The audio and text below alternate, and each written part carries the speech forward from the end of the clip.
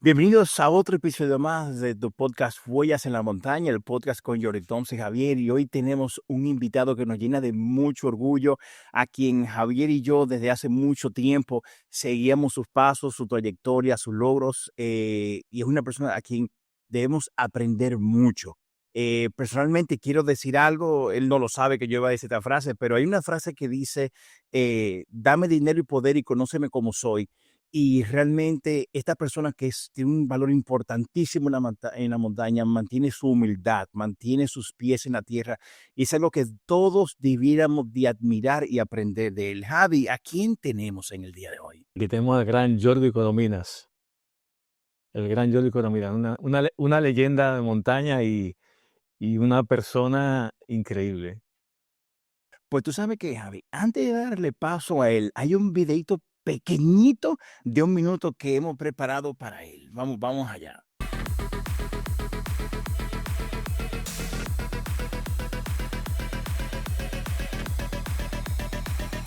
Huellas en la Montaña, el podcast con Jordi Toms y Javier. Hoy tenemos el honor de recibir en Huellas en la Montaña a uno de los alpinistas más destacados y respetados del panorama internacional.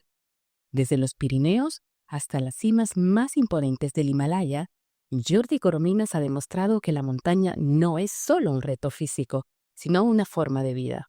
Reconocido por su histórica ascensión al K2 en estilo alpino, un hito que marcó un antes y un después en el mundo del montañismo, Jordi es un defensor de la autosuficiencia y la conexión profunda con la naturaleza. Pero más allá de sus logros, es un hombre que entiende la montaña como una escuela de valores: humildad, compañerismo y respeto por el entorno.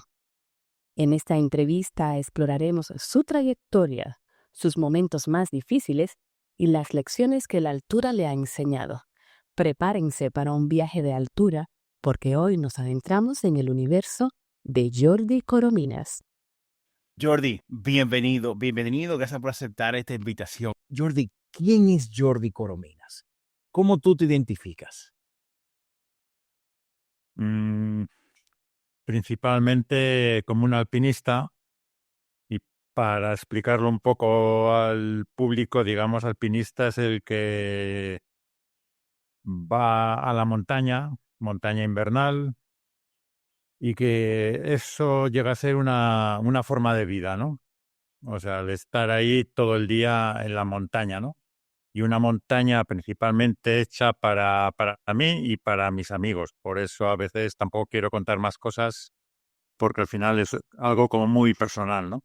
Bueno, Jordi, tú sabes que a mí me he sentido mucho identificado contigo con una foto de tu inicio, que tú veo que tú siempre la pones y me encanta, y es como los valores que tu papá y tu mamá te transmitieron, que es responsabilidad, ese es sobre todo el que más me encanta, y cómo te llevaban en aquella cunita. Pero bueno, Javi, Una camilla. en la camilla, sí, que era que, de hecho, te hacía Pero, diri, Javi.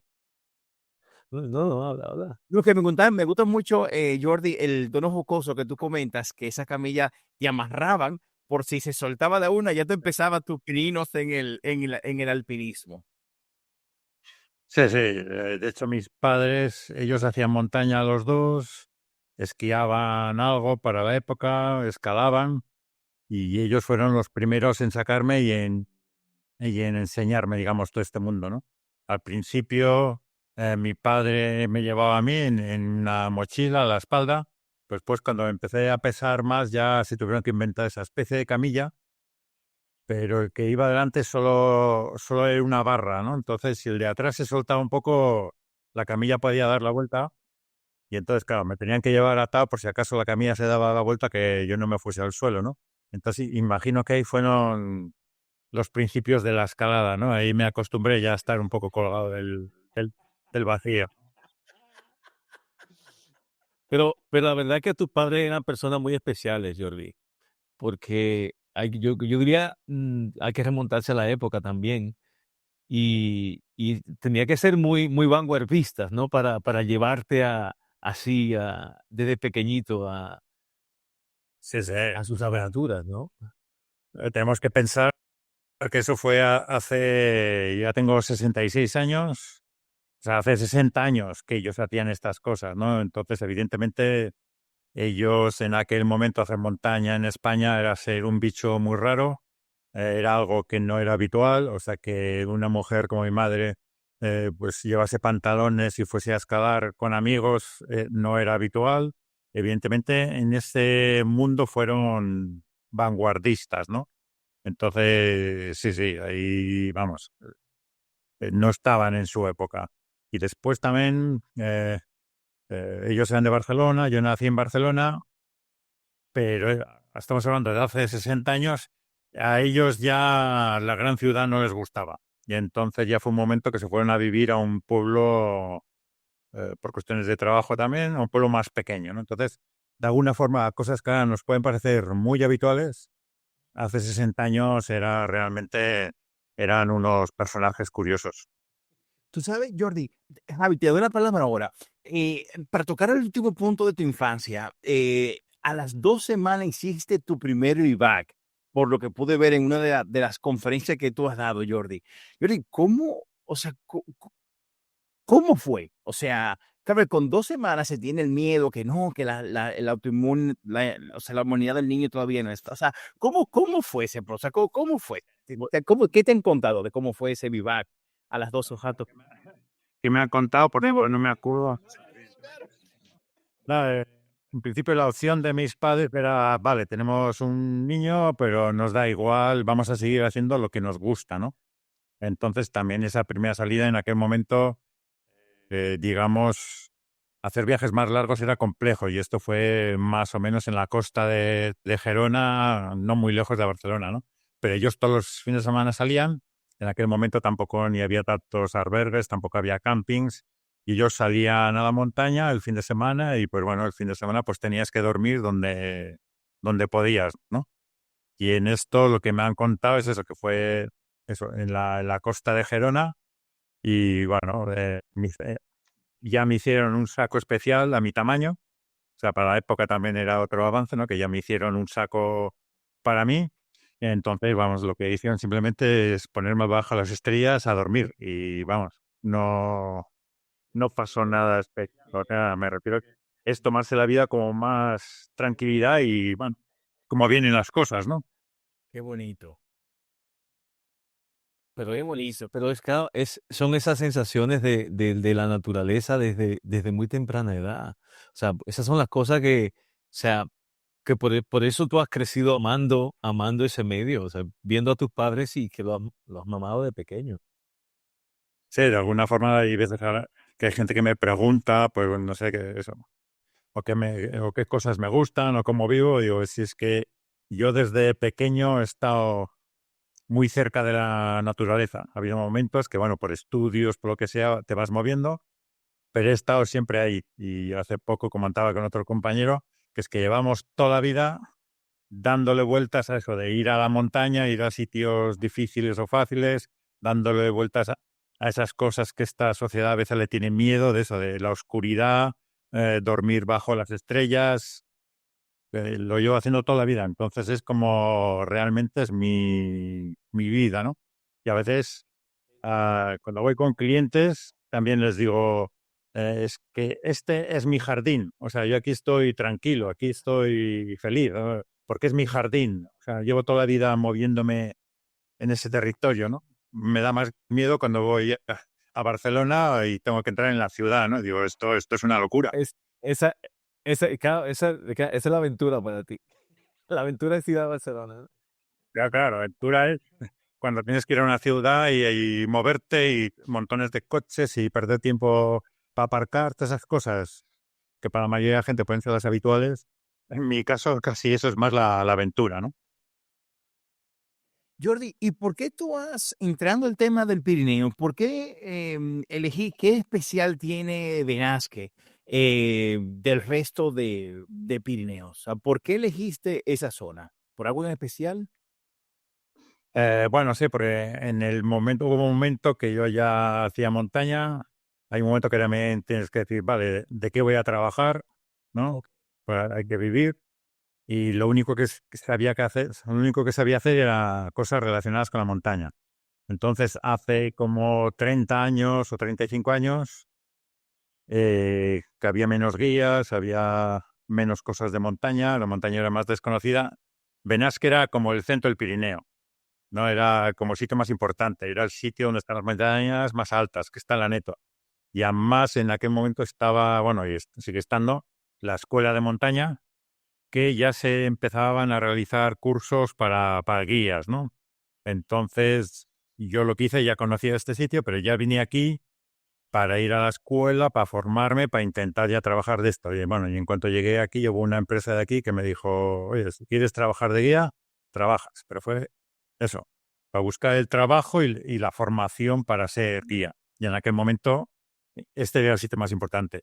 Hoy en día ya podemos ir a muchos sitios del Pirineo, o más hacia el Valle de Tena, que es el Valle al lado, o hacia Cataluña. Ahora hay más posibilidades. En aquel momento, trabajar de guía era muy raro y había muy pocos guías, ¿no? Y Benasque era el sitio que era como el centro, ¿no? Ok, ok. Oye, pues antes de que Javi te haga la siguiente pregunta, agrego algo, Jordi. O sea, que realmente los Pirineos para ti, aparte de tu zona de trabajo, es tu zona de placer. O sea, es decir, tú eres, diríamos, de los pocos afortunados que hay en el mundo que puede decir, yo trabajo de mi hobby o mi hobby es mi trabajo. Eso, cuando tú logras hacer eso en tu vida, Jordi, eh, es un éxito, te sientes realizado y el trabajo nunca es un trabajo, es un placer. O sea, qué bendición, Jordi. Bueno, eso tiene sus cosas buenas y sus cosas malas, ¿eh?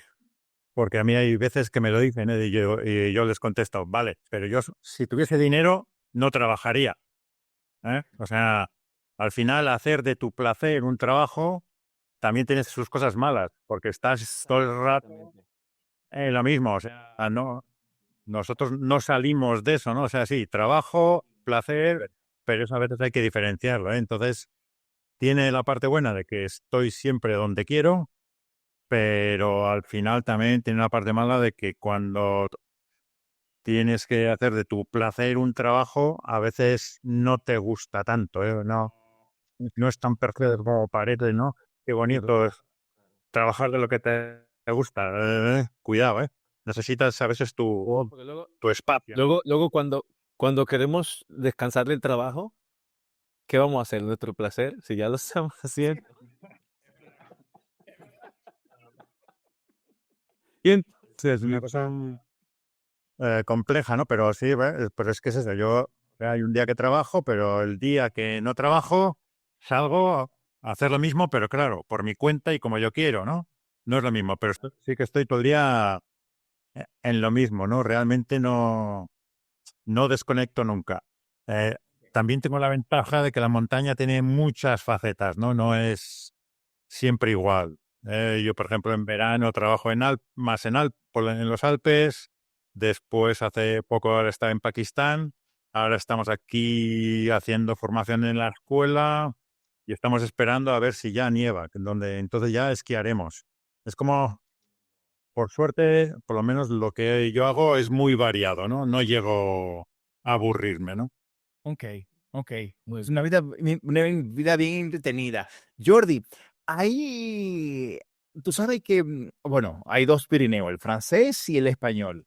Y algo que tú comentabas en una de tus charlas, tú hablabas de que el Pirineo francés, hay menos señales, es más, como yo lo llamaría, más hardcore, o sea, más, no sé si complicada la palabra, pero más natural, llamémosles así. Yo para mí, Javi, te cedo a ti la palabra ahora, que estoy hablando mucho, pero yo de verdad, a mí me encanta el Pirineo francés. Javi, adelante, que hablo mucho. Bueno, no, la pregunta es que realmente cuáles son las diferencias, porque los Pirineos lo conoces como nadie. ¿Cuál es realmente la gran diferencia entre la parte del lado francés y la del español? Y podemos entrar ahí a otro tema, pero bueno, eso. Bueno, a ver, la parte francesa, como es la vertiente norte, eh, tiene valles más agrestes y hace por tiempo es un poco lo que decía Jordi, un poco más agreste, más salvaje, ¿no? Y después hay también la mentalidad, ¿no? En Francia la montaña o el alpinismo llevan muchos años y en cambio aquí en España lo que intentamos es, con lo que tenemos, vender mucho a un público que no lo entiende tanto, ¿no? Entonces, es eso, aquí sales y hay muchos sitios que están, para mi gusto, eso ya depende, excesivamente señalizados, ¿no? Todos son carteles. Y pasas al lado francés y desaparecen hay algún cartelito, pero no. Tú tienes que ser un poquito montañero y tener tu mapa y espabilarte. Aquí lo estamos como civilizando demasiado, para mi gusto. Eso ya va a gustos, ¿no? De ver tanto cartel, a mí no le encuentro la lógica, ¿no? Sí, es cierto, es cierto. Y a mí me pasa cuando voy de hecho yo, Jordi, estoy haciendo la Transpirenaica, pero yo voy haciendo zigzag, GR11, HRP, GR10, y voy haciendo, y de verdad, cada vez que estoy en HRP o GR10, es que lo disfruto tanto, tanto, tanto, pero bueno, Jordi, cuando una cosa es tú vivir de niño, la montaña, el alpinismo, las vivencias con tus padres, pero y otra cosa es cuando tú decides realmente yo quiero dedicarme al alpinismo, yo quiero que esto sea mi vida. ¿Cómo llega Sí. ese momento y en qué etapa de tu vida llega? Llegó un poco, bueno, poco a poco, ¿no? Al final, bueno, cuando eres así más joven y estás a tope con algo, yo me acuerdo que estábamos constantemente escalando, ¿no? Pero claro, llega un momento que tienes que trabajar. Entonces, como ya conocía mucha gente, empecé a tener, primero eran solo pequeños trabajos de la montaña, ¿no? Tenía amigos que hacían trabajos verticales, que organizaban campamentos, que organizaban compañías de guías que ya tenían clientes para hacer actividades, pero fue así como poco a poco. Yo en un principio nunca me había planteado trabajar de guía. También en un momento que en España ese trabajo no era, había muy pocos, ¿no? Entonces fue como poco a poco. O sea, entonces fue ya cuando dije, vale, pues esto, como es lo que parece que sé hacer, eh, me formo ya para ser guía, ¿no? Entonces, principalmente fue una gente que yo ya conocía de aquí en Benasque, que son amigos de toda la vida, que me dijeron, oye, tenemos aquí una empresa, si quieres trabajar, te damos trabajo. En aquel momento solo era en verano, pero ahí ya fue como el cambio de decir, vale, pues dentro de que estoy siempre en la montaña, voy a dedicar ya el tiempo para trabajar ya solo a cosas relacionadas con la montaña. Ahí fue el cambio, ¿no? El venir aquí a Benasque y entrar en el mundo, en una compañía de guías que había aquí, y a partir de ahí ya trabajar principalmente eso, en cosas siempre relacionadas con la montaña. Ok, ok. Y luego, uno de tus comentarios, tú hablabas de que pasaste del Pirineo ya a los Alpes. Y bueno, y luego la grandiosa hazaña del K2, que de eso Javi tomar las riendas. Javi, estuvimos conversando de su experiencia del K2. Al final, Bueno, bueno, pregunta. No, habla. es una progresión como en como en toda la vida, ¿no? El alpinismo es un deporte que relaciona o mezcla la parte de deporte y la parte forma de vivir, ¿no? Está todo muy relacionado. Como deportista, como cualquier deportista, te vas entrenando, te vas poniendo retos y al final eso, haces Pirineo, haces Alpes, Suramérica, vas buscando cada vez cosas mm, más complejas, ¿no? Que te exijan más, ¿no? Y al final el K2 es como, podríamos decir, una guinda del pastel, ¿eh? Y El tremenda pastel es todo. El pastel es todo. O sea, al final puedes ir al K2 o, en este caso, porque llevas detrás 30 años o 40 años haciendo cosas, ¿no? Haciendo montañas que son como peldañitos, ¿no? Que te van pam, pam, pam, y entonces de golpe llegas casi, no sin quererlo, pero casi sin darte cuenta, llegas, pum, al punto más alto, ¿no? Y le pones esa guinda a ese pastel, pero que ese pastel, en el caso mío y en el caso del alpinismo, es una vida, ¿no? No puedes decir que, de golpe aparece el K2 y vamos al K2. No, eso es... Detrás hay muchas montañas, de hecho ya habíamos estado antes en el K2, o sea, la historia es como muy larga y lenta, ¿no? Hasta que al final eso te permite llegar a algo que puede ser muy importante, pero también es muy importante toda esa historia para llegar hasta ahí. Toda esa preparación. Que me imagino, Jordi, que debe ser el problema que muchos montañistas tienen de que quieren correr en las Olimpiadas sin ni siquiera han sabido correr una carrera de 10 kilómetros. Hoy, sobre todo hoy en día, la gente quiere ir muy rápido, ¿no? Yo cuando en mi vida, digamos, tuve la ventaja o inconveniente, porque nunca se sabe, de que antes todo era muy lento. O sea, para hacer una montaña, además nos daban miedo, nos impresionaban, ¿no? Y para hacer una montaña tenías que viajar hasta la montaña, que hoy en día parece muy fácil, pero yo mi primer viaje a Alpes fue en tren. O sea, coger un tren de Barcelona para ir hasta las montañas. Aquí el Pirineo también había venido en tren o haciendo autostop. Eh, no había información. Tenías que buscar la información, enterarte de las montañas, buscar cuáles eran las rutas, yo qué sé, la época. Hoy en día todo eso es muy rápido. La gente entra en internet y pim pam. Entonces en 4 días hay gente que ya hace cosas, ¿no? Eh, pero al final una montaña grande te va a exigir que tengas muchas experiencias y que sepas mucho. Al final este deporte es un deporte de riesgo, ¿no? Tiene un riesgo importante. Entonces, cuanto mayor sea tu técnica, tu conocimiento, tu entrenamiento, tu alimentación, cuanto mejor sea todo, ese riesgo intentas que sea el menor posible. Siempre lo va a haber, si no, no habría alpinismo, pero que sea el menor posible. Hoy en día se va muy acelerado y de golpe ves gente que te los encuentras por ahí por la montaña que dices, ¿dónde van? ¿No? Bueno, de hecho, hoy en día existen los grupos de rescate y aquí están todo el verano sacando gente de la montaña, porque la gente va como muy acelerada a hacer algo que parece en principio fácil, pero claro, estás en la naturaleza donde cualquier cosa en un momento cambia y te puede crear problemas, ¿no? Entonces, hoy en día sí, es más rápido, ¿no?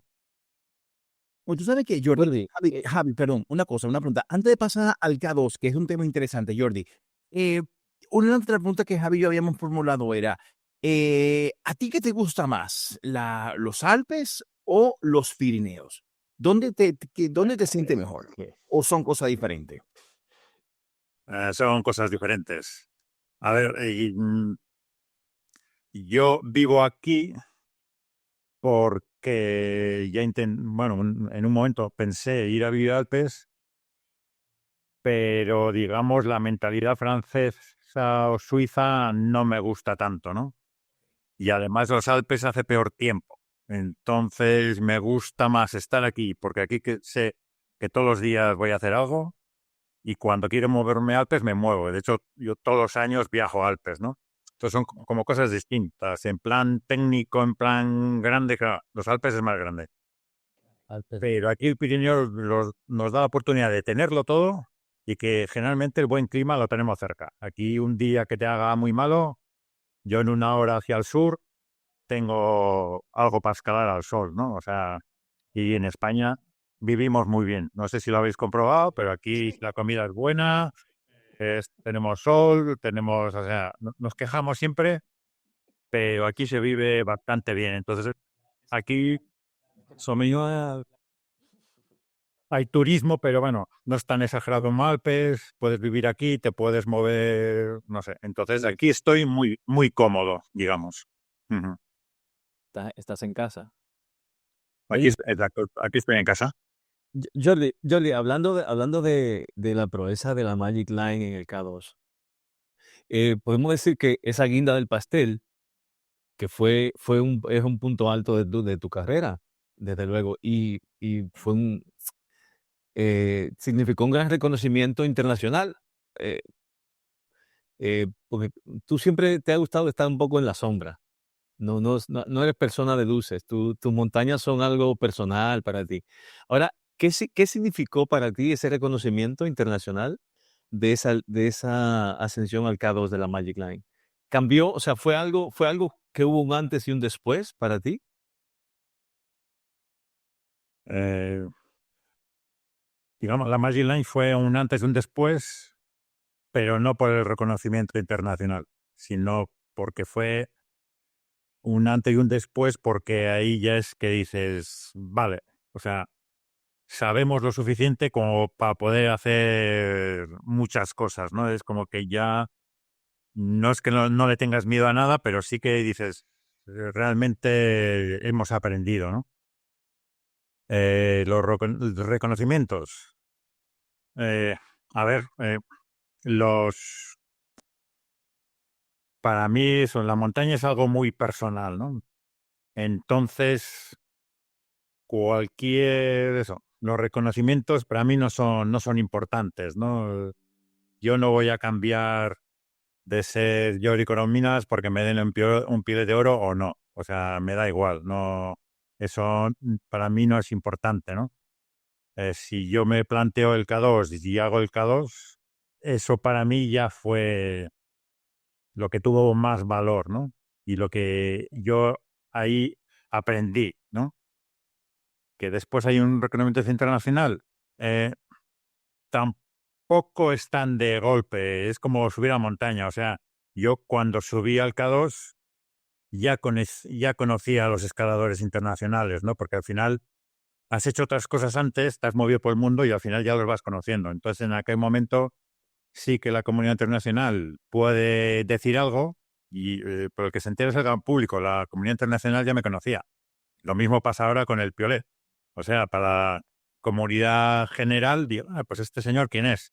Pero claro, los que me lo dan, digamos, de alguna forma, muchos de ellos son amigos míos. O sea, ya es gente con la que nos hemos encontrado en muchos sitios. Yo he colaborado varias veces con los Piolets. Es gente con la que hemos escalado juntos, que hemos hablado mucho de montaña, ¿no? Entonces, de alguna forma, ese reconocimiento internacional de los amigos ya está ahí, porque nos vemos, ¿no? Y nos conocemos. Igual estos reconocimientos, digamos, su parte interesante para el deporte, y en este caso para el alpinismo, es que es la comunidad más general la que te conoce, ¿no? De alguna manera, ¿no? Pues, no sé vosotros, antes de esto, cuántos sabíais de mí, por ejemplo, ¿no? Sin embargo, gracias a que se da este premio o este reconocimiento, pues todo el mundo busca más información de mí, o me llama, o me habla, ¿no? Cosas que antes, mm, pero todos mis amigos o todos los que están alrededor ya me conocían y ya me conocen y saben lo que pienso o lo que intento, ¿no? Entonces, sí que a nivel general sí que se conoce más, ¿no? Pero ya mi forma de pensar ni mi vida, ¿no? ¿Qué? Nada, yo digo, Creo que. Jordi, ¿te entró una llamada? ¿Fue? Si es que ha habido una llamada. Sí. Ok. Perfecto. si quieres hablar, Sí, si quieres tomarla, Jordi, dale, porque con el programa. No, sí que estamos hablando de esto no me despisto. Porque igual me llaman Pau y entonces yo empiezo a pensar en otras cosas. Ahora que has mencionado los Piolet de Oro, nosotros queríamos aprovechar para felicitarte por el reconocimiento del Piolet de Oro, que ese es un premio que habla por sí mismo. eh, y como dices, no tiene la importancia que tiene, pues quizás para acercar un mensaje, ¿no? Que sí que tiene, es un medio, ¿no? Es un medio, que es muy importante es una plataforma, ¿no? Para tú dar un mensaje. Yo lo veo así también. Pues para el que no sepa, tenemos mucho público de muchos tipos. El premio que va a recibir Jordi, que es el Piolet de Oro, por su trayectoria alpinística, es un premio sumamente importante. Son como los Oscars de la montaña, así es, como los Oscars de la montaña.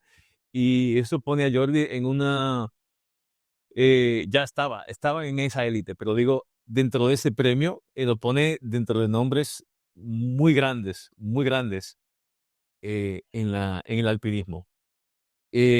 Yo, hablando de esto del Pío de Oro, me gustaría saber cómo recibiste la noticia de lo del Pío de Oro.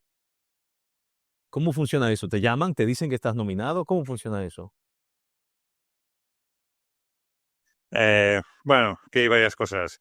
O sea, cuando ves la lista de la gente que se le han dado, ahí sí que te entra miedo porque dices, madre mía, ¿en qué follón me estoy metiendo? Porque ves los nombres que hay ahí y dices, vamos, estos han sido los más grandes de la historia del alpinismo y ahora me ponen a mí en esa lista. O sea, da impresión. Cuando vi la lista dije, hostias, esto me están complicando la vida, ¿no? ¿Cómo lo dan?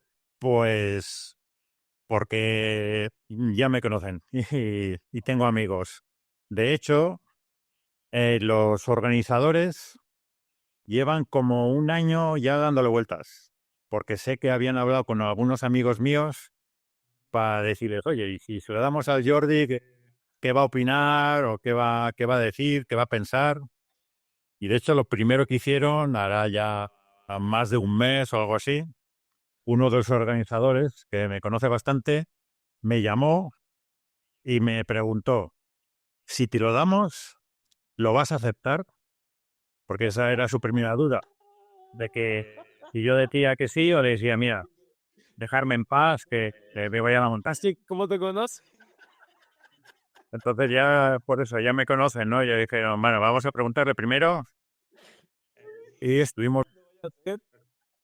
ya estuvimos un rato hablando y yo dije, mira, a mí los premios no me dan igual, pero es un poco lo que ha dicho Javier, ¿no? Es una oportunidad de un escaparate. Por un lado, es un escaparate para que todo el marco alpino, lo que es Francia, Suiza, países muy alpinos, se den cuenta de que en España y otros países así que tenemos más playas que montañas, también hay alpinistas. Claro. Y por otro lado, es un escaparate también para poder hablar de alpinismo, como estamos hablando ahora, y poder explicar un poco al público en general que no puede entender qué es esto que hacemos, pues intentar explicarlo un poco, ¿no? Este mundo de la montaña. Entonces, es un escaparate. Entonces, al final, me pareció interesante decir, pues sí, lo acepto. Entonces, una vez ya que dije que sí lo acepto, fue, no sé, ya 15 días después, en el Festival de Cine de Trento, que se hizo ya la presentación de los Piolet, donde Catherine Destivell ya dijo, pues este año se le da el Piolet a la carrera a Jordi Coromines. O sea, fue así, tuvo varios pasos, ¿no? Ujú, ujú. Pero bueno, porque me conocen un poco y ya dijeron, a ver, este qué nos va a decir, ¿no? Y ya, pero bueno, ya una vez se ha dicho que sí, pues aquí estamos, intentando explicar un poco de qué va todo esto. Qué bueno. Y que vi que ahora se van a entregar en Italia, no en Chamonix. No, esto también es algo que ha ido cambiando, digamos, desde que esto empezó en los años 90, ha habido una evolución. Ahora intentan, por ejemplo, pues eso, se dan varios piolés, lo que son las actividades más representativas del año pasado, pues este año hay tres, ¿no? Se intenta no decir este es el mejor, sino decir estas actividades son las más representativas. Está el piolet de la carrera, hay otros piolets así como honoríficos y también al principio era siempre en Chamonix y ahora ya estos últimos años ya se ha salido de Chamonix. Como es un premio internacional, pues se ha dado varios años en un festival de cine de Polonia. Este año se va a dar en un festival de cine de las Dolomitas. Y yo creo que así el premio se hace más internacional y cada año pues implica a una ciudad o un país y a los alpinistas de esa ciudad y ese país, ¿no? Pero se intenta hacer en un sentido así como bastante de fiesta, de, pues bueno, yo tengo que ir ahí, van a otros alpinistas, se convoca también alpinistas italianos para que hablemos entre alpinistas, ¿no? Se intenta hacerlo en más una fiesta del alpinismo, ¿no? Claro, claro. Qué bien, qué bonito, qué bonito. Yo, Jordi, A mí me emociona mucho lo que voy a decir ahora, porque en el 2009, que tú fuiste miembro del jurado de los Pioles de Oro y que precisamente que en aquel año se concedió por primera vez el galardón honorífico y ni nada más ni nada menos que al inigualable Walter Bonatti, ¿vale? Y tú estuviste ahí de jurado. Hoy este premio te lo van a dar a ti. Wow, es emocionante, ¿eh? Pues, a ver, y, y yo te quiero hacer una primera pregunta, porque hemos mencionado a Walter Bonatti. ¿Quién es Walter Bonatti para Jordi Corominas? Bueno, para Jordi Corominas o para muchos alpinistas, de alguna forma, eh, siempre en el mundo del alpinismo ha existido una línea, ¿no?, de hacer las cosas de una determinada manera. Lo que pasa que a veces, según la época, según los conocimientos, pues esa línea, podríamos decir, más purista, a veces se ha visto más o menos. Pero Bonatti fue el que en un momento, en los años 50, después de la Guerra Mundial, ¿no?, que se podía haber olvidado un poco el pasado, fue el primero o el principal alpinista que dijo, bueno, la línea a seguir es hacer escaladas difíciles en cualquier cordillera del mundo, pero con el menor material posible. Es decir, el atleta, o sea, el deportista tiene que ser muy bueno, ¿no? Pues tenemos que ser mejores escaladores, más resistentes, más hábiles. Y Bonatti fue el primero. De hecho, sus vías en Alpes, algunas de ellas las hizo en solitario, en invierno, siempre eso, nunca poniendo expansiones en la pared, sino todo el material que se pueda retirar, ¿no? Pues toda esa mentalidad, el Bonatti fue el que en ese paso después de la Guerra Mundial abrió las puertas de, digamos, el alpinismo moderno, ¿no? Es decir, no, estos señores tenemos que ser buenos, no vale utilizar ni mucha gente, ni mucho material, ni otras cosas, ¿no? De hecho, después él también hizo expediciones, pero siempre con una mentalidad muy de lo que dicen los americanos, que hago las cosas por mis manos, ¿no? O sea, lo hago yo por mis manos. Entonces, fue como el primero, ¿no? Entonces, en este caso que se le dio el piolet a él, el primer piolet de la carrera, es porque toda la comunidad más moderna alpinista piensa que él fue como la primera imagen clara del alpinismo que queremos, ¿no? Por eso se le dio a él, ¿no? Después ya se le dio a Reinhold Messner, pero Reinhold Messner ya es un poco más moderno, y a otros muchos alpinistas, pero que todos van siguiendo un poco esa línea de que sea realmente el deportista el que está ahí, ¿no? Ok, ok. ¿Tú crees? Diga, Javi. Dile. No, porque yo le iba a cambiar un poco el tema de un comentario que le había hecho de seguridad, pero no, adelante. Después yo sigo. No, porque estamos hablando de ese estilo, ¿no? De estilo alpino, y de esa filosofía. Y también decíamos que este premio no reconoce solamente tu carrera, reconoce la manera que has hecho las cosas, sobre todo, ¿no? Porque es un premio a una trayectoria, es un premio a una filosofía, no solo a unos logros, Bien. ¿no? Eh, y premia valores como la humildad, el compañerismo, la autosuficiencia, pilares de la forma de escalar. ¿Tú crees que en el montañismo actual se está perdiendo esta filosofía? A ver, alpinismo va a haber siempre.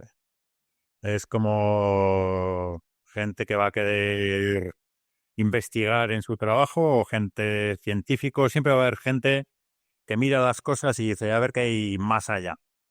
Evidentemente, en la sociedad actual, o lo que más se vende, es justamente lo contrario, ¿no? Se vende hoy en día la imagen, el hacerme la foto y todos podemos hacer todo. Y evidentemente, el alpinismo somos como bastante raros, porque es todo lo contrario, ¿no? Es decir, no, esto hay que hacerlo los menos posibles.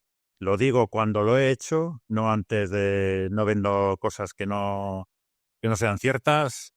Eh, Después puedo hacer fotos y si lo hago habrá que demostrarlo de verdad. Al final vamos a ser siempre una minoría y sobre todo porque siempre es un deporte que hay un riesgo, ¿no? Pero sí que va a haber, porque yo al final todos los días por aquí alrededor tengo amigos más jóvenes que hacen cosas y conozco gente que tiene 25 años que están ahí haciendo cosas, ¿no? Entonces, yo pienso que siempre va a haber algo. Entonces, a raíz de esto también, teniendo en cuenta los piolés, de los valores, porque me lo pueden dar a mí, es que en toda esa trayectoria yo intento transmitir algo de lo que creo a nuevas generaciones, ¿no? Muchos compañeros míos también han estado en la formación, los he formado, hay dos que he estado con ellos, he hablado, y toda la gente que me ha acompañado estos últimos años, todos son más jóvenes que yo, ¿no? Y estos días hablando con ellos, porque claro, aprovechando todo eso, también hablamos entre nosotros. Ellos me han transmitido eso, ¿no? Que de alguna forma yo les he transmitido una forma de hacer montaña, ¿no? Y ellos están haciendo ahora alpinismo, ahora ellos son los que hacen cosas, ¿no? Y entonces existe una transmisión por mi parte, que eso también se valora en los piolés, y yo veo que hay gente joven que sigue ahí, o sea que va a seguir viendo, ¿no? Porque estoy en contacto con mucha gente y me preguntan, o hablo con ellos, y hay gente joven que está ahí, ¿eh? Sí que es cierto que la sociedad va en otra dirección contraria, pero yo pienso que seguirá habiendo alpinistas y nos queda mucho aún por hacer. Hay muchas montañas y muchos objetivos, ¿no? Claro. Hay una frase que tú dices, Jordi, y es, de acuerdo, que detrás de cada montaña creo que siempre hay otra más por descubrir. Algo por ahí va tu frase. Ya. Jordi, estos valores que tú transmites, tú eres un ejemplo a seguir, y la gente te sigue y debe admirarte por todo, por lo que tema de seguridad también. Em, ¿Tú alguna vez has tenido que elegir entre la seguridad en la montaña o el éxito de una expedición? Te comento porque sabemos de personas que dicen, mire, que aunque yo me mate, yo voy a hacer cima, porque sí. Y le vale madre y bueno, de hecho, donde vienen muchos accidentes. De hecho, conozco a alguien que con toda la situación adversa que tenía, sabía que era muy peligroso. No, no, yo sigo. El caso es que no se mató, pero tuvo un accidente bastante feo. Esto fue en Estados Unidos. Y yo le preguntaba luego, porque tenemos mucha confianza, y yo le preguntaba y él me decía, es que yo tenía que subir porque tenía que hacerme la foto, porque mis patrocinadores, ya yo lo había dicho que yo iba a subir esa cima. Entonces yo era, o me la jugaba, o tenía que, porque el contrato que tenía era que había que hacer cima, y si no iba a tener que o sea, devolver todo el dinero. El caso es que, bueno, no es un ejemplo a seguir para nada. Entonces, por eso te pregunto, Jordi, como tú eres un ejemplo, la gente te sigue. ¿Qué tú opinas de eso, del tomar la decisión de llego o no? Mira, para casa, como te pasó en el Everest, que una vez lo intentaste y dijiste, mira, me fui para casa y tan tranquilo. Es un tema complejo porque estamos en una sociedad que es muy importante la seguridad, Sí. pero en el juego del alpinismo, si no hay riesgo, no hay alpinismo, ¿no? Ahí hay un riesgo. El problema fundamental es cómo gestiono yo eso, ¿no? Y lo más peligroso de todo somos nosotros mismos, ¿no? Nuestro ego, nuestra vanidad, ¿no? Por eso a veces tampoco quiero salir mucho ni en medios ni en nada porque no quiero que eso me influya, ¿no? Claro. También lo tengo muy claro y con compañeros que hemos hablado muchas veces, a veces hemos renunciado a hacer determinada expedición que nos daban dinero, pero era el patrocinador, era mucho dinero y eso teníamos miedo de que nos pudiera influenciar, ¿no? Entonces, a veces hemos dicho, no, me lo pago yo y hago lo que quiero. Es un juego delicado y peligroso, o sea, hay que estar ahí. Entonces, de alguna forma yo llevo toda la vida gestionando eso, ¿no? O intentar gestionarlo. No quiere decir que siempre vaya a salir bien, pero sí que es un juego y de hecho, hablando a veces, de hecho hubo un momento eh, con Kilian Jornet por ejemplo, cuando empezó a hacer las montañas de subida, eso se pagó con dinero que la gente le daba, con camisetas y no, con publicidad, pero de gente, no de la marca. Él no quería en ese momento que Salomón le pagara, porque habíamos hablado bastante de estas cosas de riesgo y dijimos, es que si te paga la marca, le debes algo a la marca, ¿no? Y entonces ahí que viendo La persona en Estados Unidos, sí. Pero entonces todas sus primeras montañas se pararon así, hasta que ya llegó un momento que se dijo podía de Everest y ahí evidentemente si querías ir tenías que aceptar un sponsor, pero a veces también es lo que tú planteas al sponsor. Dices, vale, esto vale tanto dinero, a cambio de esto te puedo dar estas cosas, pero esto puede no salir. ¿Eh? O sea, tú tienes que ser muy honesto, tienes que tenerlo muy claro. Entonces, el sponsor puede decidir y decir, vale, me interesa que hacerlo, ¿no? Adelante, ¿no? También otra vez me pasó una cosa curiosa de un sponsor de material, que el sponsor me dijo, ya sé que tú no quieres salir en los medios y que no vas a salir. Y me dijo, me da igual, lo que quiero es que lleves el material. Y eso con el tiempo y la gente ya lo verá.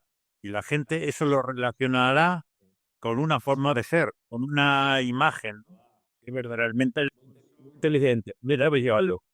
Si yo hacía, no, lo que quería es que yo lo llevara, que eso ya se verá con el tiempo, ¿no? Entonces, pero sí que es un mundo Sponsor fue muy inteligente. sí, que hay que ir con un cierto cuidado porque realmente nos lo estamos jugando. Entonces, yo mirando la lista de cosas que he hecho, o sea, la lista de cosas que no he hecho o que me he bajado es mucho más larga.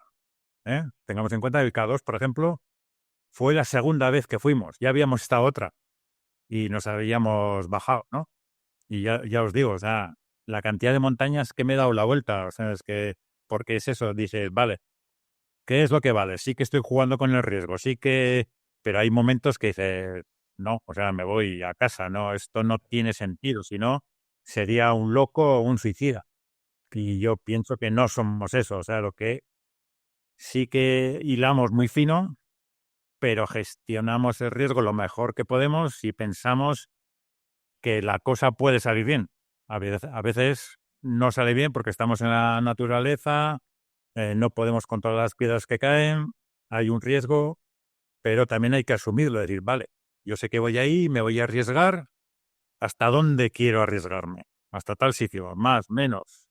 Pero al final en el alpinismo la mente es muy importante. Lo que tenemos aquí dentro es lo que va a mandar. Entonces, ese es donde está el juego más complejo, es decir, ¿voy o no voy? Saber tomar la decisión. Javi, te iba a preguntar algo de Kylian Jornet y Jordi. No, a propósito, como salió el tema de Killian me causa mucha curiosidad, porque Killian es un corredor de montaña que se ha ido acercando desde el trail running hacia el alpinismo, ¿no? Y luego tenemos en el pasado hemos tenido alpinistas como Jordi, pero alpinistas que también corren mucho, pero son alpinistas que van ligeros y extremos, y son alpinistas que van a la velocidad del alpinismo. Y como que Killian se ha acercado y como que son dos mundos que se han acercado hasta un punto que casi se han juntado, ¿no? O sea, entonces llega un punto en el cual uno se pregunta, te quiero hacer dos preguntas, Jordi, sobre el tema Killian. Primero, ¿qué te parece las gestas que está haciendo Killian Jornet? Que a mí me parecen increíbles, pero ¿qué te parecen? Y segundo, si lo que hace Killian en algún momento se puede llamar alpinismo, porque hay una frontera ahí entre el correr y el alpinismo. Y me gustaría saber qué opinas de ese tema. Bueno, está bien, pero además es un tema interesante y complejo. El Kilian, hay que entender que él ha estado toda su vida en la montaña. O sea, él de pequeñito, sus padres tenían un refugio. Él estaba en la montaña. O sea, es una persona que entiende la montaña, ¿no? Entonces, ha hecho más o menos alpinismo, pero él ya estaba ahí, ya sabía de montaña. Después se vio que él vio que su físico le daba para correr y empezó a hacer carreras, tanto en verano como con esquís, ¿no? Entonces, él ya adentro llevaba un poco ya el chip de la montaña, ¿no? Fue en un determinado momento, cuando ya había ganado casi todas las competiciones que él consideraba importantes, que se planteó volver más a la montaña, ¿no? Y ahí es cuando empezó a hacer lo de las montañas de su vida, y entonces ahí, casualmente, digamos, todos teníamos el mismo sponsor, que era Salomón. Estaba yo, estaba Jordi Tosas, estaba él, y un amigo que tenemos en Salomón dijo, pues os pongo a todos de acuerdo en común y habláis entre vosotros y haced lo que queráis. Entonces ahí es donde ya nos conocimos más y estuvimos cambiando impresiones. O sea, el Kilian tenía ya un poco el chip ese, pero también hay que entender que, por ejemplo, cuando el Kilian me empezó a hacer las montañas de su vida y así, o sea, yo le dije, vale, sí, muy bien, pero yo ya he subido al Kilimanjaro corriendo en zapatillas. O sea, porque al final ya nos entrenamos en la montaña, o sea, de alguna forma ahora se ha hecho más popular, pero no ha inventado nada. O sea, los récords, muchos récords de estos que después él ha batido, son récords de hace ya más de 20 años. Había gente que ya que subía al Mont Blanc corriendo o al Cervino corriendo con zapatillas. Todo eso ya existía, lo que pasa que no era conocido, ¿no? Kilian ha tenido la habilidad o la suerte de vivir una época que ha dado eso a conocer, además con un nivel altísimo, ¿no? Entonces, lo ha dado a conocer sobre todo, pero ya eso se hacía, ¿no? Porque yo me acuerdo una vez el Jordi Tosas que me decía, no, es que yo te imité una vez porque había oído que en Benasque salías a correr por la montaña. Y te estoy hablando de hace 30 años, ¿eh? O sea, ya estas cosas ya se hacían, lo que para que, bueno, las hacías para entrenar, pero no se daba más importancia. Después Kilian también empezó a hacer más alpinismo, de hecho, escalamos algunas cosas así, pero él se dio cuenta de que su fuerte es la resistencia y de lo que vivía era de eso, no de hacer alpinismo. Entonces, en determinado momento, paró un poco el entrar en el mundo del alpinismo porque él veía que, claro, ahí le tenía que meter horas para mejorar en la dificultad, ¿no? Para hacer cosas muy difíciles, ¿no? Entonces, ahí siempre digo, a nivel técnico, ¿no? O sea, resistencia, vamos, todos nos quitamos el sombrero, está claro lo que hace, pero a nivel técnico no. Y entonces él ya ahora va buscando cosas en las que él pueda moverse bien, como estos intentos que está haciendo al Everest, que son muy buenos, ¿eh? Y si algún día le acaba saliendo su proyecto, podemos considerar que sea una cosa muy importante en alpinismo, ¿no? Pero de momento, hasta que no le salga, él mismo lo dice, no es que lo diga yo. Él muchas veces pone en sus redes, así que él no hace alpinismo, él corre en la montaña, que son cosas, él también tiene muy claro La diferencia. que es diferente. Pero bueno, hay que tener en cuenta que él hace cosas que cualquiera le sigue, ¿no? Pero sí que está ahí siempre, bueno, y de hecho a veces hablamos o nos vemos cuando va a correr a Alpes o así, ¿no? Y entonces él está ahí, en cualquier momento puede dar ese salto, que hay mucha gente que a veces me preguntan, ¿y por qué no se le da el Pilar de Oro a Kilian? Pues porque no hace el alpinismo de élite, de momento. Él hace cosas increíbles físicamente, pero para los alpinistas no tiene, le falta esa dificultad técnica, ¿no? Ok. Pero, por ejemplo, esto que está haciendo en el Everest, que ya lleva 2 intentos importantes, aparte que ha estado más veces por el Everest, si esto llega a salirle, ahí le añadirá esa dificultad técnica, ¿no? Y entonces ahí sí que será una actividad de alpinismo para quitarse el sombrero. Sí, pues claro. Que está ahí, pero que como siempre está en la línea esa de correr alpinismo, a veces es difícil enmarcarlo, ¿no? Pero que está ahí. Sí, en cualquier momento puede, porque digamos, él está ahí, o sea, explorando los límites del ser humano, ¿no? En plan, sobre todo resistencia, ¿no? Que es lo suyo. Y entonces yo creo que cualquier día de estos, porque estoy seguro que aunque él no lo dice, pero al Everest volverá, porque ese proyecto que tiene ahí es el que puede marcar como el salto, la diferencia, ¿no? Pero aún así, aunque sea Kilian, démonos cuenta que igual habrá tenido que ir 3 o 4 veces hasta que le salga, ¿no? Que es lo que marca esa dificultad del alpinismo, que las condiciones sean las buenas, que tú te encuentres bien, que la nieve esté bien, que tu técnica sea inmejorable, pero Kilian está ahí, vamos, eso está claro, ¿no? Ok, ok. Jordi, eh, Jordi Pons, con 90 años, ¿cómo fue esa experiencia? Porque él es una leyenda del alpinismo nacional. O sea, ¿cómo fue la experiencia, Jordi? O sea, ¿cómo se vivió eso? Bueno, fue una experiencia increíble. A ver, al Jordi Pons también hace años que lo conozco, ¿no? Ha sido a nivel español y de Cataluña un alpinista muy importante y es una persona que es súper motivado, que siempre está ahí y yo hace años que lo conozco y pues bueno, de hecho la historia vino un poco porque cuando cumplió 70 se hizo una cosa, cuando cumplió 80 hicieron, no sé, ahora no recuerdo qué hicieron, no sé si fue la Norte del Viñemal, no me acuerdo bien. Y entonces, con un grupo de amigos que tenía alrededor, dijeron, "Hombre, pues a los 90 habrá que celebrarlo haciendo una ascensión".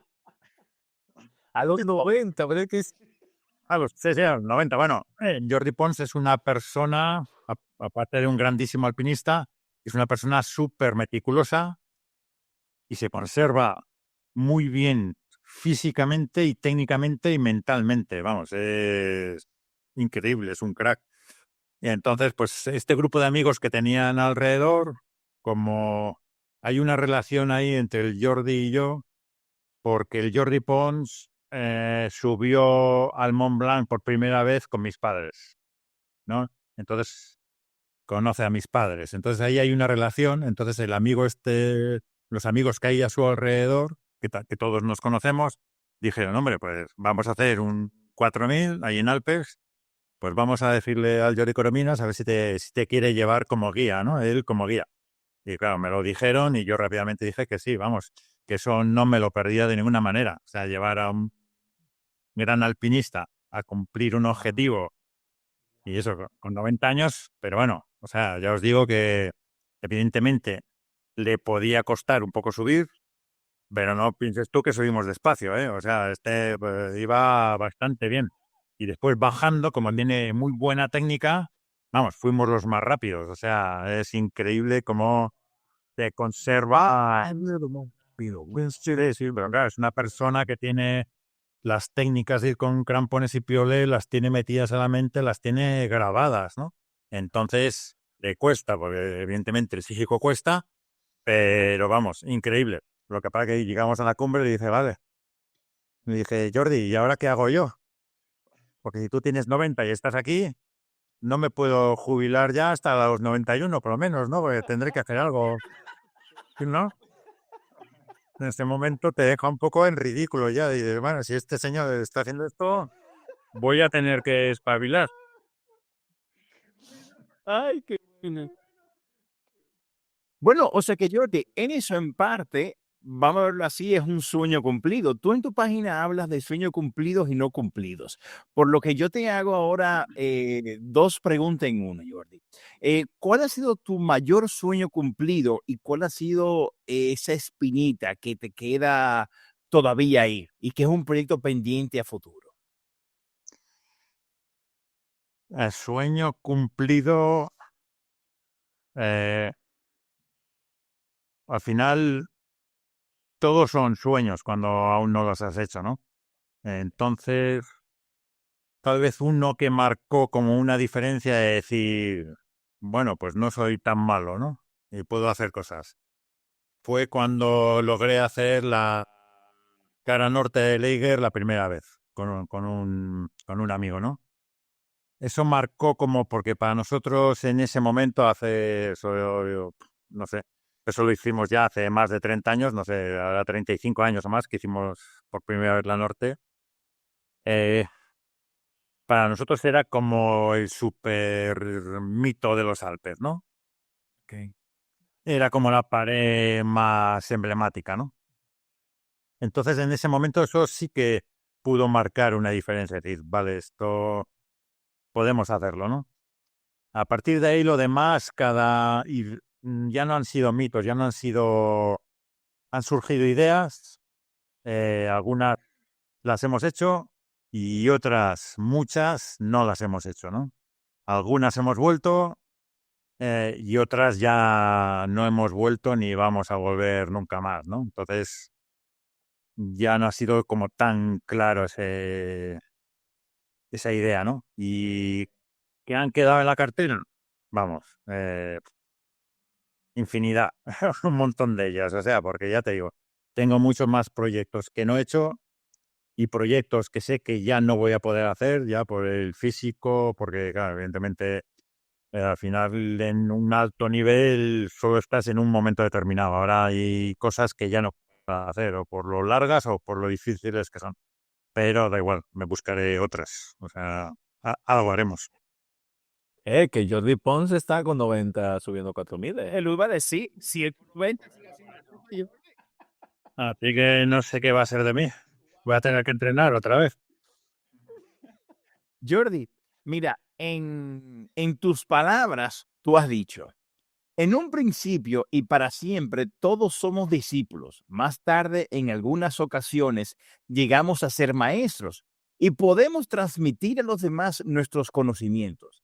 Así que, ¿tú te consideras un maestro?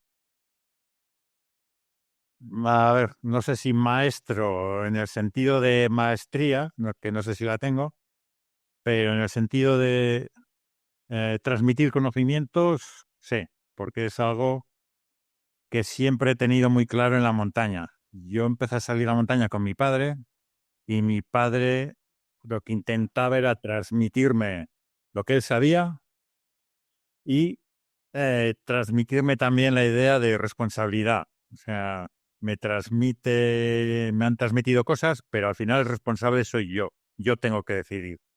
Entonces yo desde que he entrado al mundo de la montaña, incluso con mis clientes, no siempre lo he conseguido, ni siempre ha sido así, pero sí que intento transmitirles la idea esa de que, vale, yo te llevo, pero tú tienes que aprender. Y tú también tienes que participar en las decisiones de las dudas. Sí que yo puedo tener la última palabra porque soy el guía y se supone que tengo más experiencia, pero todos tenemos que aprender, ¿no? Y todos a nuestro nivel tenemos que elegir y que decir, vale, sí, esto me gusta, esto no, voy, no voy. Después también yo he estado llevando el equipo nacional de alpinismo en España y claro, a los jóvenes que han pasado por ahí, que a veces sigo hablando con ellos, una de las ideas fundamentales es, vale, transmitir todo lo que sé, pero aprender y después os tocará decidir y si seguís con el tiempo, vosotros también vais a tener que ser maestros y transmitir, ¿no? Es como una rueda, ¿no? Y yo pienso que esa rueda es importante en la montaña, ¿no? De pasar, sí, vamos pasando información, pero a esta gente que se la pasamos, pues, ellos se la tendrán que pasar a otros, ¿no? Es una rueda, ¿no? Pues esa idea de la rueda siempre ha sido importante para mí, ¿no? Para tanto formación en guiaje, que a veces la puedes transmitir más o menos, o formaciones a jóvenes que van a hacer alpinismo, ¿no? Entonces sí, esa rueda yo creo que es muy importante. O sea, en ese sentido, ese sería el mensaje. Si tú tuvieras que dar un mensaje, Jordi, para las nuevas generaciones que empiezan en el alpinismo, que se inician en el alpinismo, o, o para estas generaciones jóvenes, o dejar un mensaje, ¿qué mensaje tú darías para los alpinistas en ciernes ahora?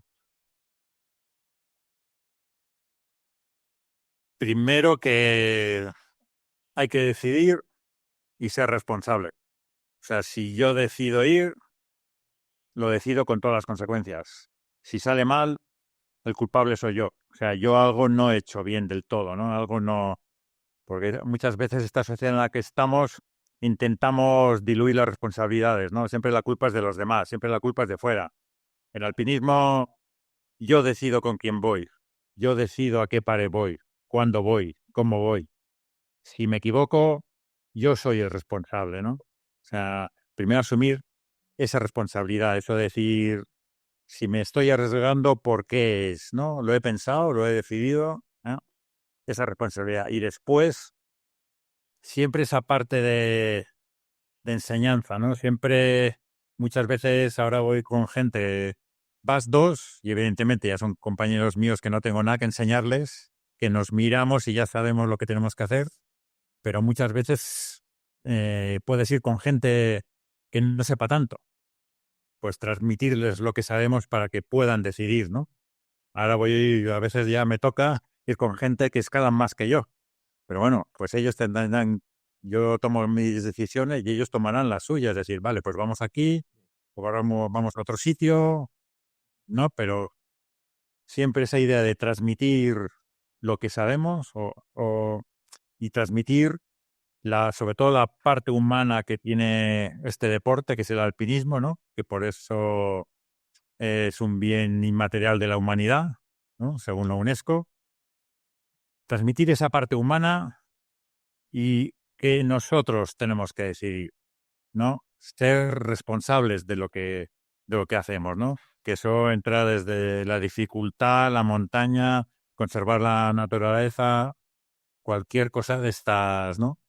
Una Un tema que a mí me llama mucho la atención, Jordi, es tu humildad. Cómo tú tienes los pies en la tierra. Jordi, vamos a estar claro. O sea, tú aportas un valor súper importante a la montaña, tus conocimientos. Eh, Oye, Jordi, seamos sinceros, es para que alguien que no tenga dos dedos de frente esté ahí arriba y sea súper prepotente, porque nos hemos encontrado con muchos montañeros que son muy prepotentes. Entonces, tú eres todo lo contrario. ¿Cómo tú logras mantener esa humildad? O sea, eh, ¿cómo se logra? ¿Qué te hace ser tan humilde? Sí, por un lado tienes razón que los montañeros en general son o somos prepotentes, ¿no? Eso es pienso yo, al final, cuando estás a un nivel alto de toma de decisiones, de estar que estamos hablando de que te estás jugando la vida, eh, tenemos que tener muy claro la decisión que tomamos y después mantenerla. Eso hace que a veces nos volvamos un poco prepotentes. Y eso es verdad. Y a mí a veces también me pasa, ¿eh? Como todos los montañeros. O sea, tienes una idea y vamos, la mantienes ahí a toda costa. Pero una cosa que mi padre me intentó transmitir y que yo desde muy joven mm, creo y veo, el peor enemigo que tenemos en la montaña somos nosotros mismos. O sea, nuestro ego es el peor, ¿no? El pensar que yo puedo hacerlo todo, que yo soy inmortal, que yo ya he pasado por aquí 20 veces y puedo pasar otra. Al final se ha demostrado que en la gestión de riesgo ese es nuestro peor enemigo, ¿no? Nosotros mismos somos el peor enemigo. Entonces, de alguna forma, ya de siempre he intentado ese enemigo interior eh, controlarlo de alguna manera, de no hacerle caso, ¿no? Por eso muchas veces tampoco me gusta lo típico de la gente que sube a una cumbre y se hace la foto. Pues no, yo no me hago foto en la cumbre. El decir que he subido aquí, subido allá, ¿no? Salgo ahora, vas a un bar a hablar con los amigos y enseguida hay mucha gente de que lo primero que te dicen es la última escalada que han hecho, pues he hecho una vía de tal dificultad. Yo no voy a decir nada, o sea, no.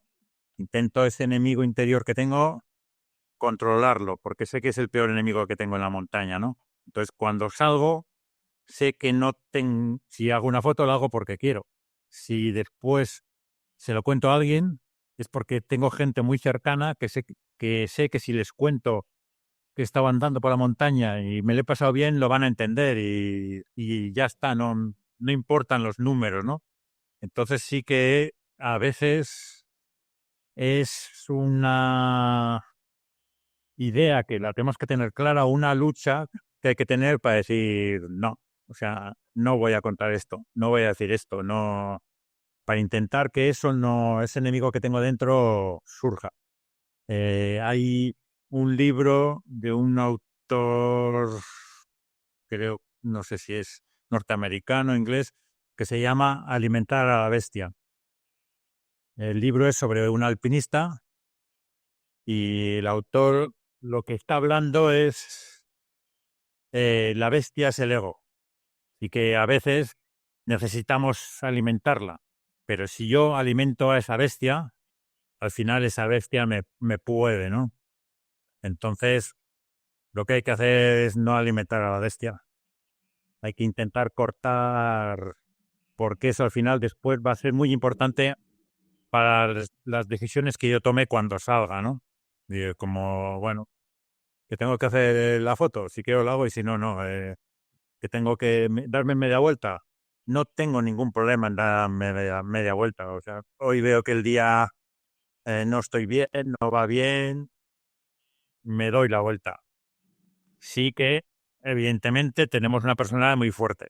De hecho, mis amigos lo que dicen es que soy muy cabezota. O sea que cuando me pongo a hacer una vía, estoy ahí luchando a tope. Pero al mismo tiempo hay que decir, vale, ¿por qué lucho? Porque por mí, por hacer un objetivo que tengo, vale. Pero no lucho por hacer la foto ni por contarlo. Es la diferencia, ¿no? Intentar este egoísmo pagarlo como sea, ¿no? Ok. Un poco sería la idea. Jordi, y de salir solo a la montaña, ir solo en solitario, ¿qué tú opinas? Ir solo por los Pirineos. A ver, para alguien que vive toda su vida en la naturaleza, sea yo, sea el que sea, todos salimos solos muchas veces, porque, o sea, yo hoy veo que hace un día bueno, por la mañana digo, mira, aquí, y resulta que no he quedado con nadie y salgo y ya está. O sea, no es nada raro salir solo a la montaña.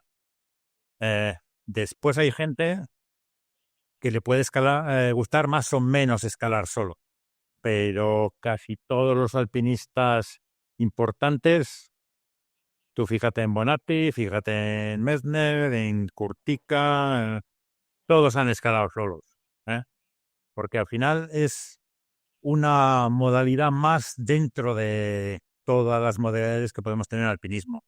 Y a veces escalar solo te exige más, porque cuando vas con un compañero, pues bueno, vas al 50%, pero cuando vas solo, tú lo tienes que hacer todo. Subir, bajar, escalar, puedes escalar solo atado, sin atarte, todo lo tienes que hacer tú, ¿no? Entonces, hay gente que eso algunas veces puede motivar y hay gente, y después hay otra gente que no lo hace, pero tú fíjate en todos los alpinistas y casi todos han hecho cosas solo porque a veces, bueno, te apetece probar esa otra faceta y no quiere decir que solo tengas que hacer siempre, habitualmente siempre vas con alguien, ¿no? Generalmente siempre aquí yo siempre quedo con gente, ¿no? Pues venga, mañana dónde vamos, qué hacemos, ¿no? Pero sí que puede haber un día que escalar igual no tanto, pero vueltas a veces cojo los esquís y les digo, que me voy a la neto, yo solo a donde sea, a darme una vuelta. Y ya está. Jordi, que de hecho leí que tú comentabas en un artículo que escribiste, o no, perdón, que alguien te preguntó, de que tú ya inclusive era neto, ya no ibas mucho por lo masificado que se ha vuelto, y que en verano es increíble cómo se pone el aneto. Eso ahora pasa en todas las montañas importantes del mundo. Da igual que se llame Aneto, Mont Blanc o Everest. Entonces, digamos, tienen otros itinerarios, pero lo que son las rutas normales de estas montañas intento esquivarlas, ¿no? O en determinadas épocas. Después a veces puede haber algún compromiso con alguien que te diga, oye, es que quiero subir aquí, pues bueno, vas, no pasa nada. Pero en principio intento, es un poco lo que tiene el alpinismo también. El alpinismo tiene mucha parte de buscar novedades, de creación, de descubrir sitios nuevos. Entonces yo lo que hago es recorrer otros rincones del valle. O sea, generalmente yo siempre que salgo aquí, normalmente nunca me encuentro a nadie. o muy poca gente, ¿no? Porque ya voy a sitios más desconocidos, ¿no? Intento esquivar esos sitios donde va todo el mundo. Jordi, me encanta que mi esposa, mi amor, que te mando un beso en el hospital, que mi esposa va a ver esta entrevista y ella va a ver que tú, un giga como tú, sale a la montaña solo, porque, óyeme, gracias a Dios ya ella me deja hacer mi Pirenaica yo solo, pero Jordi, me costó trabajo convencerla de que el Pirineo, caminar por el Pirineo no es el Himalaya que me voy, que te encuentras gente cada 2 por 3. Gracias a Dios ella ya me deja. Jordi, antes de darle la palabra a Javier Tanque, estamos llegando ya al final de la entrevista. Jordi, hay una pregunta que yo no puedo dejar de preguntarte y es de la fauna. ¿Cómo tú has visto la fauna del Pirineo? El antes y el ahora.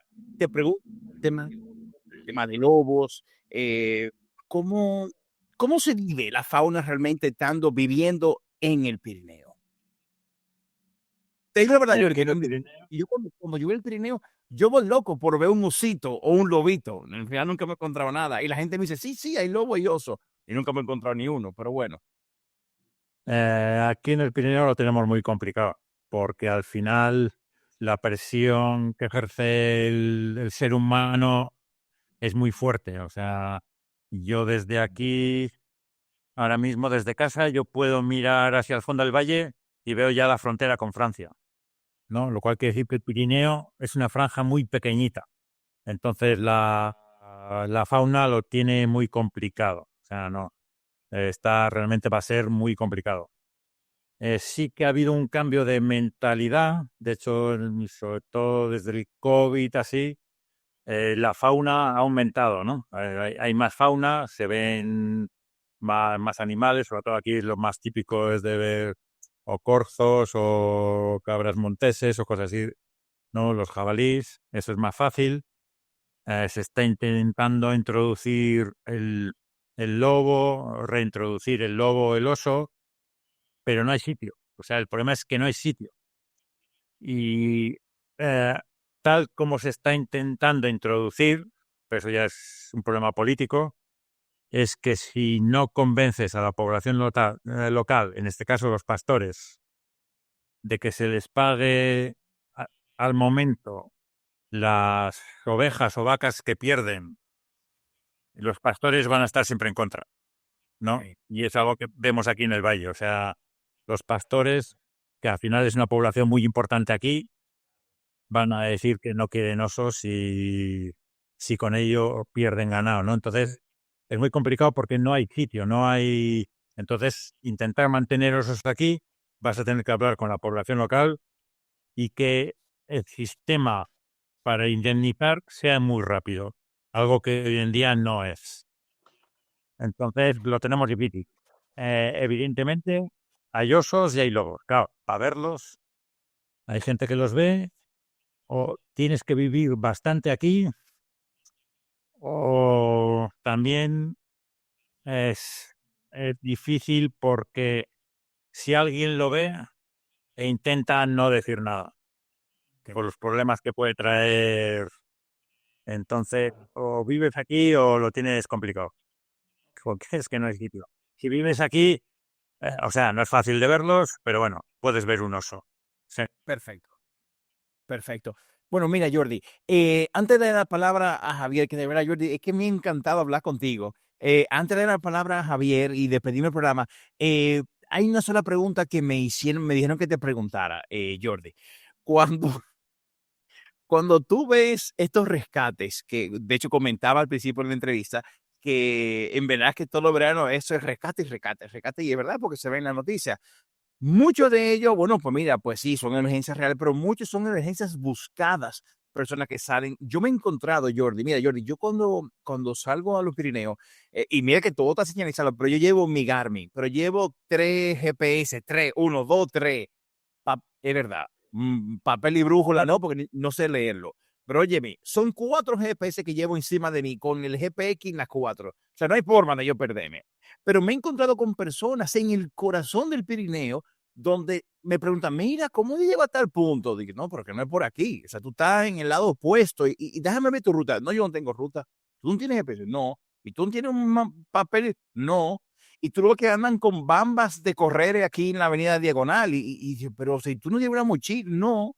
Entonces, la pregunta me mandaron a preguntarte es, Jordi, cuando tú ves estas emergencias, y que tú ves que estos nuevos citadinos van a la montaña, ¿cómo te hace sentir eso? ¿Qué grado de impotencia te da, Jordi? Por la falta de cultura y conocimiento. Bueno, el problema ha sido que ahora el mundo de la montaña se ha puesto de moda y entonces, claro, eso atrae mucha gente que realmente no tiene ningún conocimiento. Yo hay algún caso de los rescates que hacen aquí, que los hace la Guardia Civil, que les digo, bueno, primero le habréis dado 2 hostias y después lo habéis rescatado.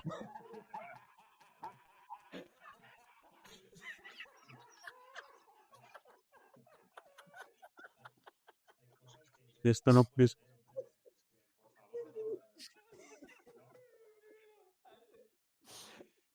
Y ellos se ven obligados que tienen que rescatar a todo el mundo para que las cosas no vayan a peor. Pero ellos mismos se escandalizan y dicen, es que esto no puede ser. Aquí en Aragón también hay una cosa que se llama montaña segura, que es intentar hacer publicidad un poco de lo que estabas diciendo tú, lo que tienes que llevar, el material, preparar la salida, pero hoy en día hay mucha gente que no prepara nada, que llegan aquí, hace bueno, ves un sendero, un cartel y te parece que ya estás autogestionado, ¿no? Y entonces, y no, esto no es así, ¿no? Al final, bueno, yo muchas veces cuando veo según gente de esta, digo, mira, me voy para otro lado porque voy a tener que terminar rescatando a alguien y no. Pero hoy en día, aquí, porque aquí en España hay poca tradición, en Alpes también pasa, pero hay mucha más tradición de montaña, ¿no? Entonces, sí que ves gente que van perdidos, pero hay mucha gente que va preparada. Aquí lo que tienes es una sensación de impotencia, es decir, ¿qué hacemos? ¿Ponemos una barrera o ponemos, no, intentar explicar más? Siempre todos los veranos aquí en el Pirineo hay campañas para intentar explicar algo más, pero al final hay tal cantidad de gente que va que hay mucha gente que no se entera y les parece que están paseando como si estuviesen en una ciudad, ¿no? Y claro, esto no es un jardín ni un parque. Jordi, pero tuviste que este verano una noticia de uno que bajó el Aneto y andaba en bambas. ¿Tuviste ese video que se hizo viral? Bambas sin pantalón corto bajando del Aneto. Sí, yo intento no ver esos vídeos porque no, son un torito y no quiero ni verlo, ¿no? Pero sí, eso pasa. Ese vídeo, pues igual salía más, pero es que esa es una cosa que pasa constantemente. O sea, yo en verano no, pero en otoño a veces, o porque hago rutas con clientes cerca de la Neto, a veces me toca pasar por ahí y ves que que tú vuelves, eh, que llevas pantalón largo y llevas una bota que será ligera, pero es una bota y te llevas la mochila con tus cosas y ves que está subiendo gente a las 4 de la tarde que van eso, con bambas, pantalones cortos. Y dices, esto se les va a hacer de noche bajando, ¿no? Y sí, se ve constantemente, ¿eh? Sí. Sí, es que y tú que hablas de cliente, ¿cómo la gente puede contactarte, Jordi? ¿Cómo la gente puede contratar tu servicio? Vi que en tu website tú ofreces, pero ¿tienes alguna empresa individual? ¿Cómo va el que quiera llegar a ti? Eh, digamos, está mi web, a través de la web se puede conectar, y si no, después aquí en Benasque, digamos, la compañía esa que fue la primera en que me dio trabajo, que es Compañía de Guías de Valle de Benasque, también tiene su web, y aquí en Benasque hay una tienda que también, donde tenemos como la oficina, que hay más guías que trabajan, no solo yo. Yo ya intento hacer lo menos posible. No, claro, que ahora cuando salga público tu previo, ahí sí es verdad que tú vas a tener la agenda complicada. Bueno, la tengo ya bastante. Yo llevo años y la mayoría de clientes que tengo es gente ya que conozco, ¿no? Ya. Pero bueno, sí que hay formas no fáciles, pero hay formas para conectar conmigo. Ok. Jordi, Javi, te lo juro, 2 preguntas y se acabó yo. Javi, te doy la palabra. Dame No, preguntas ya. Dame ya. pero yo, Tú sabes que, Jordi, mi esposa, que también de esta entrevista, y mis 2 hijas, no le gusta la montaña. O sea, no, y yo intento llevarla al Pirineo. De hecho, yo llevé a mi esposa este verano a hacer el círculo de Colomers. Y mientras yo estaba viendo los lagos y las vistas, mi mujer iba ya casi por el final de la ruta. Yo lo que quería era que se acabara esto. ¿Qué consejo tú me darías para yo poder enamorar a mi mujer y a mis hijas que no le gusta la montaña a que me acompañe? ¿Cómo se logra? No, no, hay gente que no le gusta. Yo tengo una hermana que, bueno, que ha escalado, que se ve a montaña, que ha vivido como yo una vida de montaña, que le gusta la naturaleza, pero la montaña no va con ella. O sea, no, no. Y ya ves que ha tenido yo te digo, ha tenido una vida totalmente y eso, le gusta la naturaleza y pueden salir a pasear, pero la montaña no. O sea, hay un punto donde te puede gustar algo la naturaleza, pero hay un punto donde nosotros no nos importa el esfuerzo, un sacrificio de pasarlo mal, andar, ir lejos, que hay otra gente que no pasa nada, está perfectamente bien, que ese punto no lo tienen, que prefieren otras cosas más o más cómodas o más cortas o yo pienso que no, si no les gusta, si intentas engañar mucho, al final les va a gustar. Pasado, Jordi. Es que no hay ahí una receta para eso. Claro, No hay que hacer, Jordi. lo tienes mal, querer, que no es- bueno, que sacarlas, bueno, hasta donde quieran, hasta donde al final, esto lo que tenemos que hacer es disfrutar, ¿no, Jordi? Yo puedo estar todo el día dando vueltas porque disfruto. Alguien que no disfrute, sea esto, o sea llevarlo, yo qué sé, o leer un libro o ver un museo. Si no disfrutamos con las cosas, mal, no. En la vida todo lo que tenemos es para disfrutar. Entonces hay que buscar qué es lo que les da un disfrute y que hagan lo que realmente disfrutan. Es que, pero eso, hay gente que en la montaña no la va a disfrutar. O sea, Jordi, quiero que me dice, está bien, yo te acompaño al Pirineo, mi esposo, te acompaño al Pirineo, pero yo quiero una vueltica de 2 horas y después que acabemos comiendo un chuletón. O sea, no podemos viajar al corazón del Pirineo, no hay rutita de 2 horas y no hay donde comerte un chuletón allá arriba. Eso no se puede. Ah, pues yo no quiero, pues yo no voy a.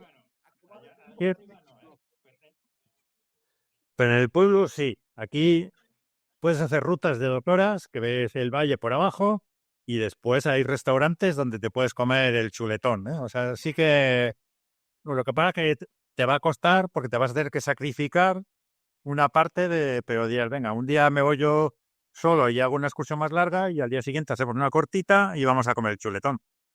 Habrá que buscar la forma de hacerlo. Pues mi amor, Una solución salomónica.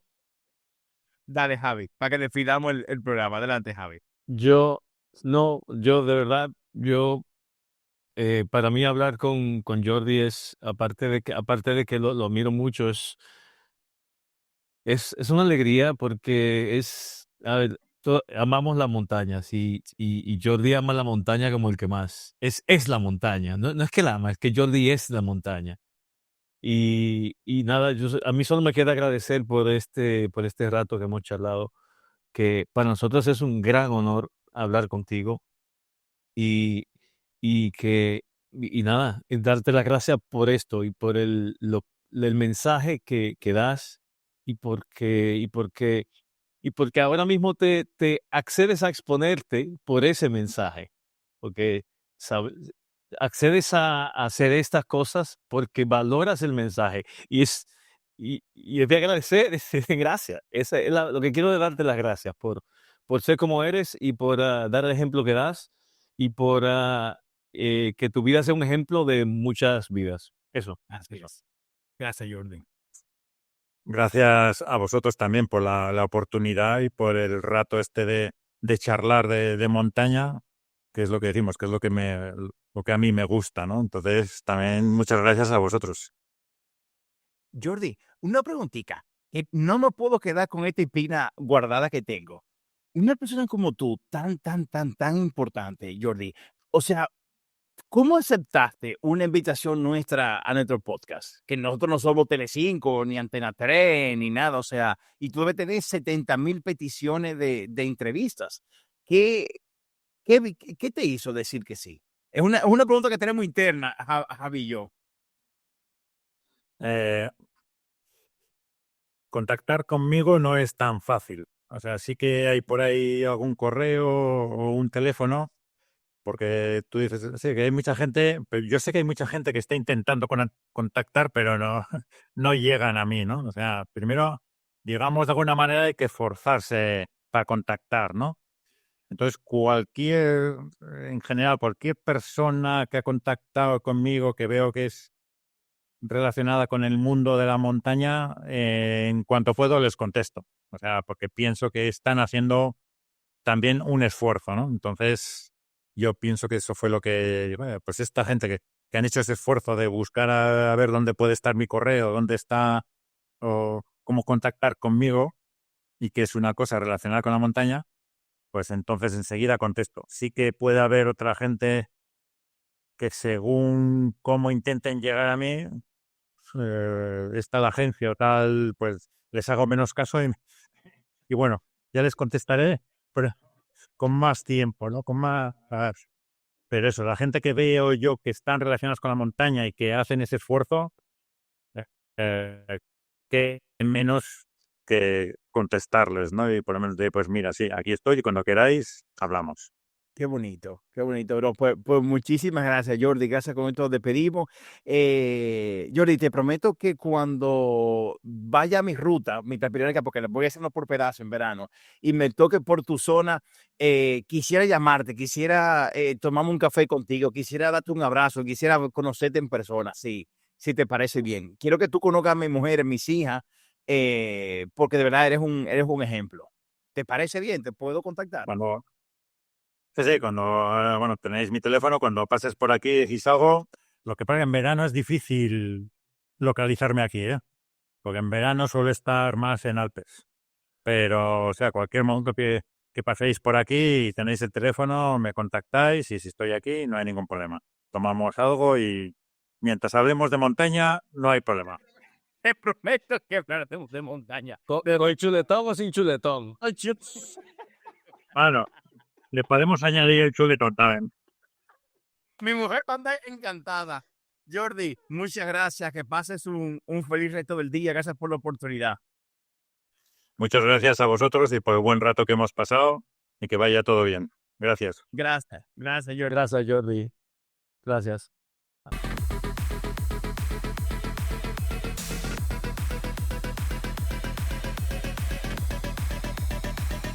Huellas en la montaña, el podcast con Jordi Toms y Javier.